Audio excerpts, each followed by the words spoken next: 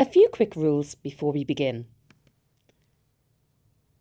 Firstly, the work that we need to complete before moving on to the next phase. So please remember, without completing these assignments, you cannot move on to the next phase of your apprenticeship, so into phase 4. As I said earlier, there are 3 assignments. There's the skills demonstration, which includes your cover letter, CV, email, and invoice.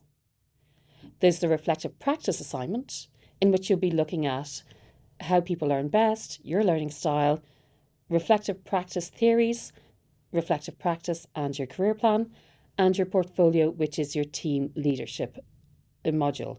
And we'll be looking at how teams are formed, personalities within teams, etc. So what happens now? As I said, you must achieve a pass result in order to progress onto the next off-the-job phase.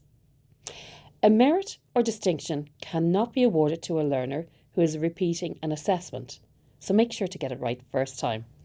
As I said, your instructor will be there to guide you through this, so they will give you feedback on your work before you submit it.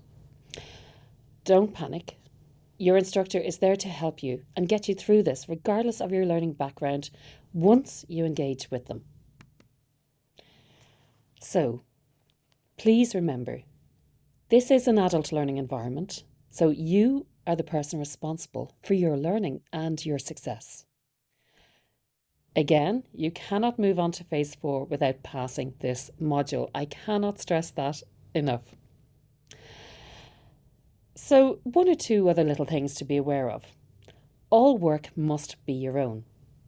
Any material used by you which is not your own work must be correctly referenced and permission obtained from the copyright holder if required. Assessment malpractice such as plagiarism will be investigated. Plagiarism software is used to scan assignments. Depending on the findings of the investigation, further steps, such as sanctions or disciplinary action, may follow as provided for in SOLAS procedures for managing assessment system malpractice. Learners assisting other learners or interfering with their work will be disqualified from the assessment. And remember, if you have to redo an assessment, the most you can get is a pass grade. So a very brief look as to what is plagiarism, and there will be videos on your Moodle in relation to this for further explanation, but just as a brief overview. We're going to just quickly talk about the 2 different types, deliberate plagiarism and accidental plagiarism. So deliberate plagiarism could be rewriting from books or articles, copying and pasting from web pages and online sources to create a patchwork type of writing, buying, downloading or borrowing a paper.